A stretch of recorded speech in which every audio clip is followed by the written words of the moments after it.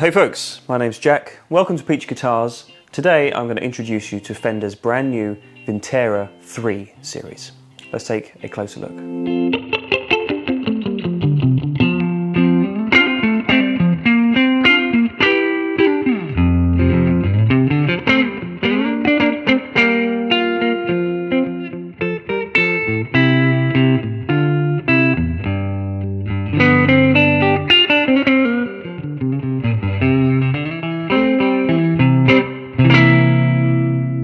So, as I mentioned folks, welcome to another video. Today, as I say, we're going to detail a little bit about Fender's Vintera III series. So, the Vintera series was introduced back in 2019, and effectively what this is was a replacement for their classic series. So if you were familiar with Fenders from back in the day, you had kind of designations of era-specific guitars that were recreated that encompassed a general range of specs from that period of Fender's history.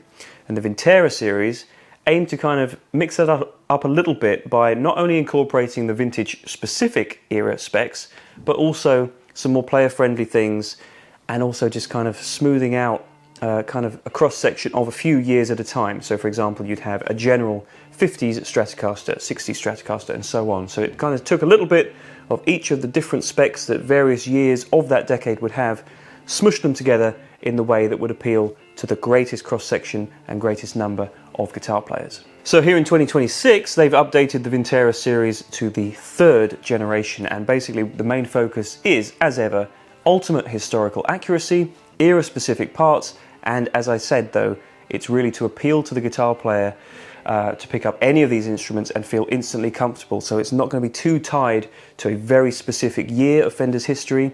It kind of encompasses that spirit, but equally gives you a lot of different options when you're playing any of these instruments. So it's worth just mentioning before we get into the specific instruments that these upgrades are kind of across the entire board. So the range has been fleshed out even more. There are now more options available across the different ranges of guitars and basses. And it's very interesting to compare these guitars, being in the Mexican-made Fender instrument lineup, to their American counterparts. So if you were to compare these, they'd probably sit alongside like the American Vintage II guitars as of right now.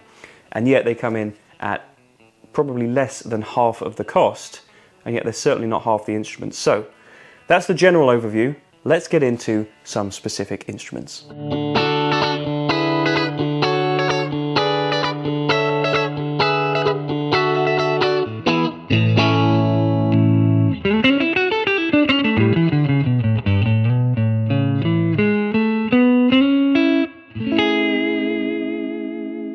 Alright, so the first guitar we're going to take a quick look at is the late 50s Stratocaster model. So, as the name very specifically implies, this is not going for a very particular year of Fender's history. This is instead kind of a little bit of a greatest hits, if you like, of the late 50s era Strats.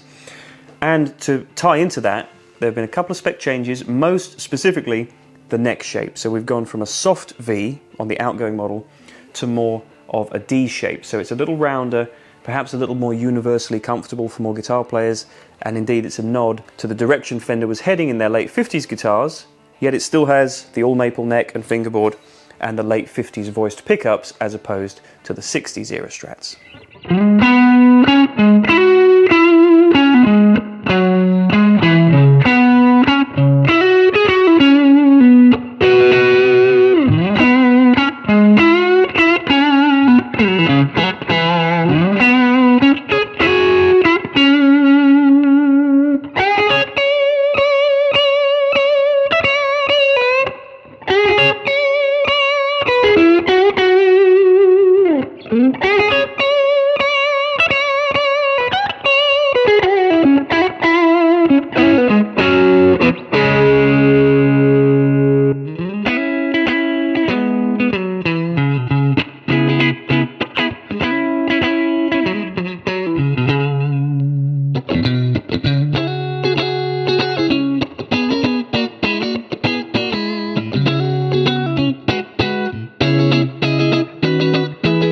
Right, guitar and indeed Stratocaster number 2 is the early 60s Strat. So, Vintera III brings a couple of changes once again. So the early 60s, of course, we're skipping forward just a few years.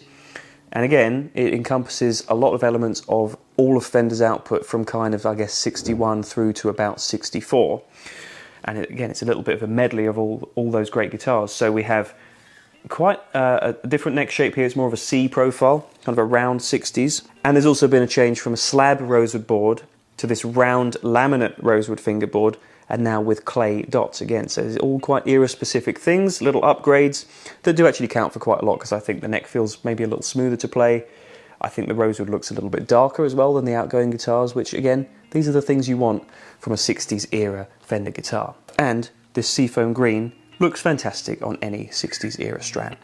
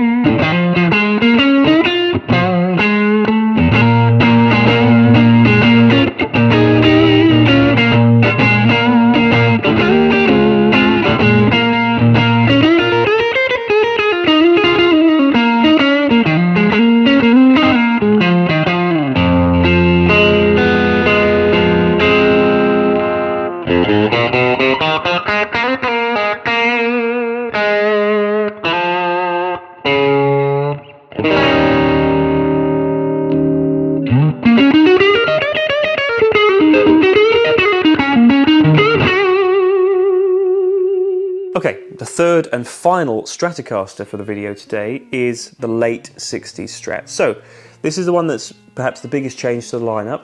So Fender have decided to get rid of the 70s Strat and instead focus on the late 60s. There's actually quite a lot of similarities, I would say, in certain tonal profiles that these guitars have to early 70s guitars. They both have a little bit more of a delicate kind of articulate high end, I find. They sound great clean, and they also sound really punchy for those kind of blues rock, Hendrix, Trowery kind of tones as well. So there's still elements that carry backwards from the 70s, like these unique tuning peg designs, a slightly flatter C-shaped neck profile, I'd say. This ocean turquoise colour is gorgeous. There are other colours available, of course. And the most crucial difference for anyone who's, for some reason, really against 70s instruments, I myself not being one of those people, but you have the more kind of conventional 4-bolt neck pocket design as opposed to the 3 bolts of the 70s guitars. And the other most striking visual element, at least, that I've noticed is a return to the kind of mid-60s CBS era Fender logo on the headstock, as opposed to the really big, really bold Fender logo of the 70s guitars. So it's kind of, again, it's that mixture of mid-60s visual cues with some late 60s tones, and harkening back from some of the early 70s guitars in their tonal profiles and certain features as well. So it's a real mixture.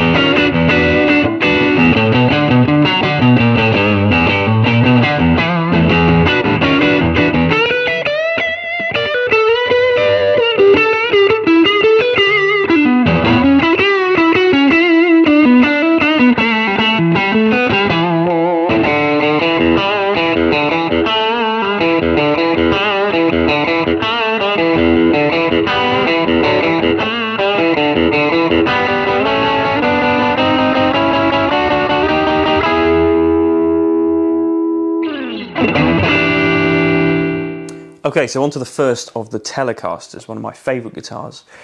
So, this is a late 50s Tele, and again this encompasses kind of a little bit of all things that made slightly later period 50s guitars so great. To me, these are some of my favourite Teles from history. They have a little less of that kind of black pickguard guitar attitude and slightly lower output. They're a little sweeter sounding. I think they actually sound a little better clean, and yet they can still get some of that aggression on the bridge pickup for those kind of classic, really stingy country tones if you want that. There's equally a change from more of a really thick U profile to now a very soft V, again typical of later 50s Fender guitars. It's also reflected with the change of the headstock logo. So these are just great all-round Telecaster guitars, even bettered in my opinion by the fact that this blonde model is now available as an ash-bodied option as opposed to the standard Alderwood body. These ash guitars are a little lighter. I personally think lighter guitars have a bit more zing and openness and resonance to them. So in my estimation anyway, this is a great recipe for a great sounding 50s era Tele. One other notable spec difference with this upgraded guitar is a move to steel saddles as opposed to brass.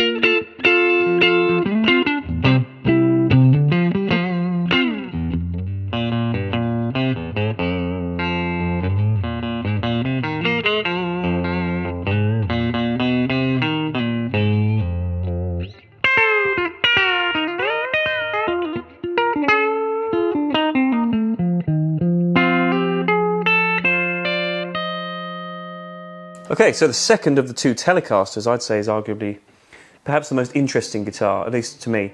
So the mid-60s Tele obviously brings with it the same changes that the Stratocaster models had, with the change to a rosewood fingerboard. It's actually the same upgrade to the rounded rosewood fingerboard as opposed to the slab rosewood.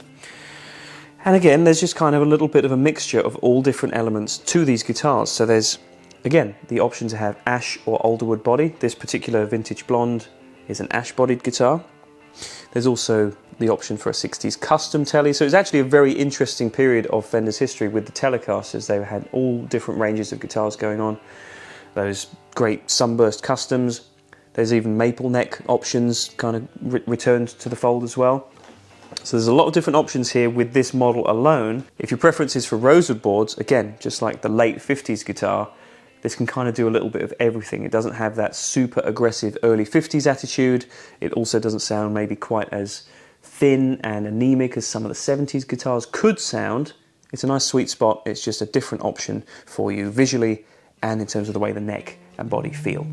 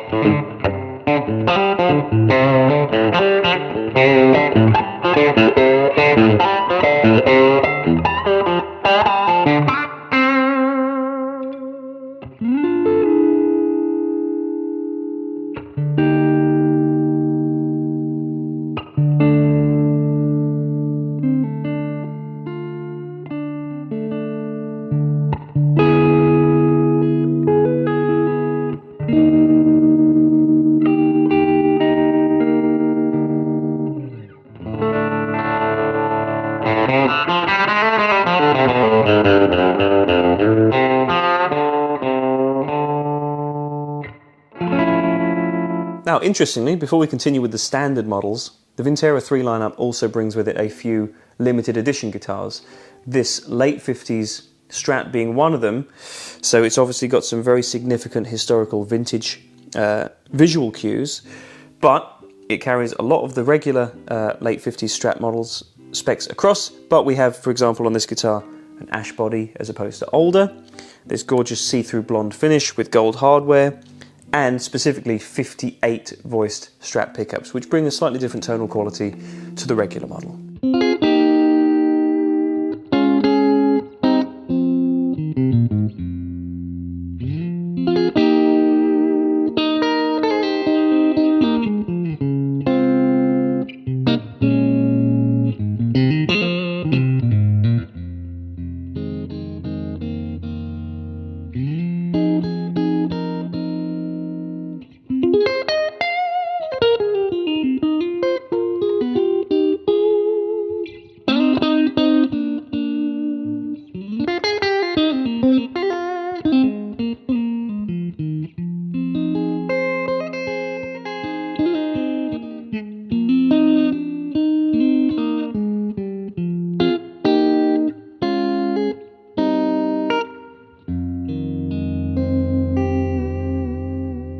So one really nice standout surprise for me at least was this guitar, the mid-60s Mustang. So it's very much not a conventional Stratocaster or Telecaster type design.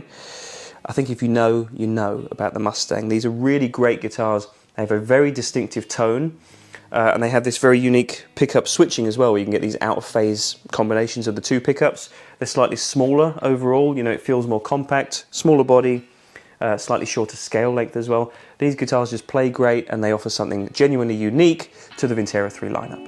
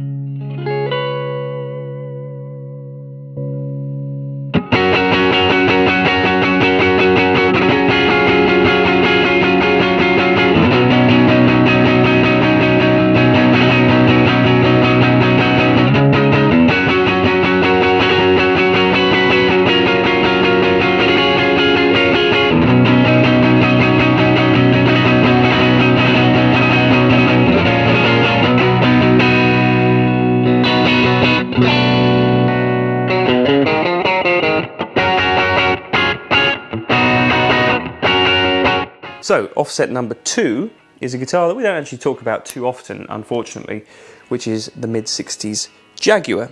Now a lot of the changes for this are more cosmetic, so we've got a matching headstock, which looks fantastic. We've got the removal of the block inlays and return to the dot inlays, which look fantastic. Some different colour options as well. This is just what a Jaguar should be, in my opinion. It's very straightforward, very classy, understated. And most significantly to the playing experience, we've got a return of the mute for the saddle pieces down here. So it's a very unique playing experience. It was something that was fitted to the guitars historically. So again, in that pursuit of era-specific kind of appointments to these instruments, the return of that is a really cool playing experience upgrade.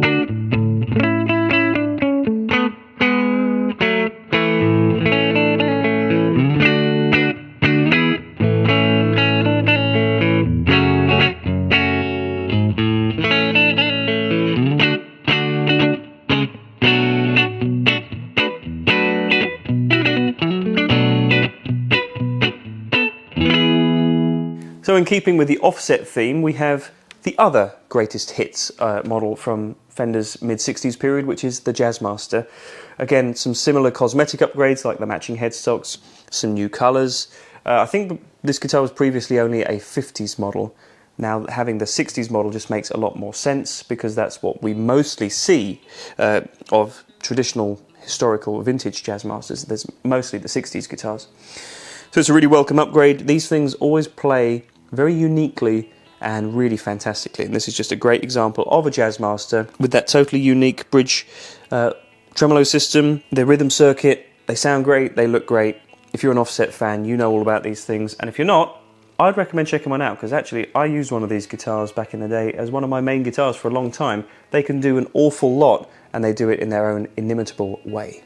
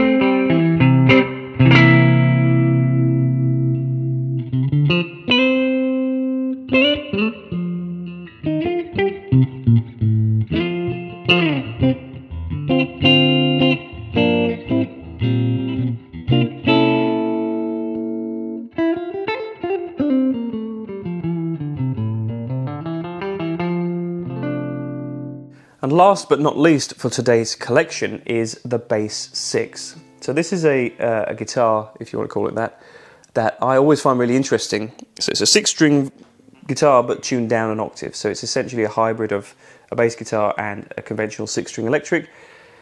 done up with the same cosmetic upgrades as those other offset guitars, so the matching headstock, some new colours. The mute has returned as well down here on the bridge, so you can get that same muted effect without actually having to physically mute the strings yourself. You have a similar Jazzmaster style vibrato unit. It's just a really unique instrument. It's a really great playing experience. You can get a lot of unique sort of textures and tones out of one of these. It takes a little bit of getting used to, but if you're already a Bass 6 fan, you kind of know everything these instruments are brilliant for. And this is one of the best examples of Fender making these guitars again that I've seen in some time.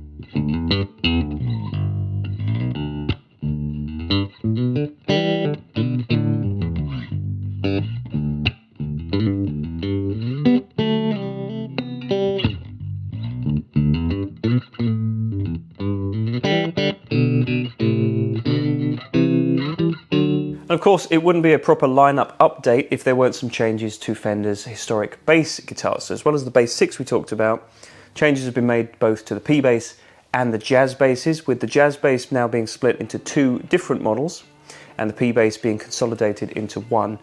A few spec changes as well, and all the further details of those on the Peach Guitars website. And just for a little bit of further context, today's rig and all the tones that you're hearing are courtesy, of course, of these Fender guitars plugged into a Fender 62 Super amplifier, and a couple of pedals on the floor. We've got an Origin Cali 76 for some compression, an Ibanez TS9 Tube Screamer here and there for some gain tones, and a Strymon Flint for the obvious reverb and tremolo. So folks, there we are. That wraps up our Fender Vintera III showcase. All that's really left to say, in my opinion, is that these are undoubtedly some of the best Mexican-made Fender guitars that I've played in a very, very long time, if at all, ever in fact. I think that the extra level of attention to detail with the era-specific specifications on these guitars really shows that Fender is going to try and give you players the best possible experience, as well as honouring their legacy, but not to a fault. And I think that's really important, and that's exactly what the Vintera range aims to do. It does honour the legacy and kind of surmise all of the great vintage attributes of these guitars, but at the same time, the playing experience and indeed the cosmetic and visual experience, I think, has been maybe slightly less compromised than it used to be in certain elements. I think these guitars just look a little classier, I think they play a little better, and they sound as they should.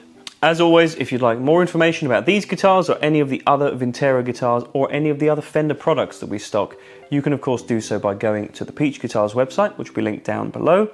You'll see quite an extensive range, and you'll also see that every individual guitar that we have in stock is individually weighed, photographed, and available for your specific purchase request. If you've enjoyed this video, please leave a like, hit subscribe if you want to see more from us in the future, and I'd love to know your thoughts and questions and queries down in the comments section below, so do get involved. All that's left to say is thank you very much as always for watching, take care, I'll see you again very soon. Bye bye.